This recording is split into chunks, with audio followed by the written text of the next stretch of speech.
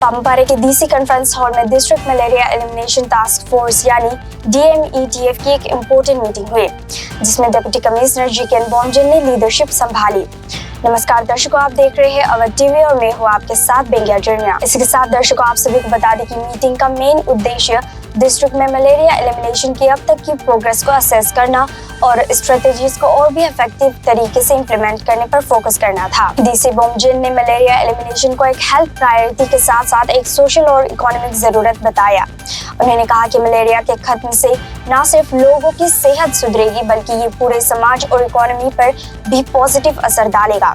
उन्होंने सभी community members और लीडर्स को कैंपेन में एक्टिवली पार्टिसिपेट करने की अपील की ताकि ये मिशन हर इंसान तक पहुंच सके। दर्शकों, आपको बता दें कि मलेरिया एलिमिनेशन में इंटर डिपार्टमेंटल कोऑर्डिनेशन की जरूरत को हाईलाइट करते हुए डीसी ने एजुकेशन, PHED यानी public health, engineering department, veterinary और वाटर रिसोर्स डेवलपमेंट डिपार्टमेंट से मिलकर काम करने की बात कही। उन्होंने ये भी कहा कि मलेरिया के स्प्रेड के पीछे के एनवायरमेंटल कंडीशंस जैसे स्टेगनेंट वाटर, सैनिटेशन इश्यूज और पुअर ड्रेनेज सिस्टम्स को टैकल करना जरूरी है। इसके साथ दर्शकों, आप सभी को बता दें कि मीटिंग के दौरान डॉक्टर केती मुलुंग, जो deputy director cum state project officer है national vector borne disease control programme, ने अरुणाचल प्रदेश की मलेरिया के खिलाफ लड़ाई की सफलता को शेयर किया।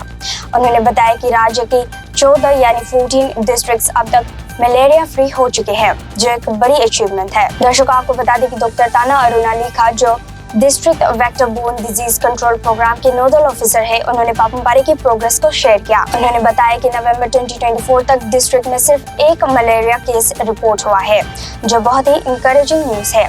लेकिन उन्होंने सभी स्टेक होल्डर से ये अपील की कि मलेरिया को कम्प्लीटली एलिमिनेट करने के लिए सर्विलेंस और प्रिवेंटिव मेजर्स को और भी ज्यादा स्ट्रेंथन करना होगा। इसके साथ दर्शकों, आपको बता दें कि मीटिंग में कई इंपॉर्टेंट मुद्दों पर चर्चा हुई, जैसे सबसे पहला रिसोर्स ऑप्टिमाइजेशन, रिसोर्सेज का सही और एफिशिएंट तरीके से यूज करना ताकि ज्यादा से ज्यादा लोग इस कैंपेन का फायदा ले सके। दूसरा, स्ट्रेंथन सर्विलेंस, मलेरिया के स्प्रेड को रोकने के लिए सर्विलेंस सिस्टम को और भी स्ट्रॉन्ग बनाने की जरूरत है।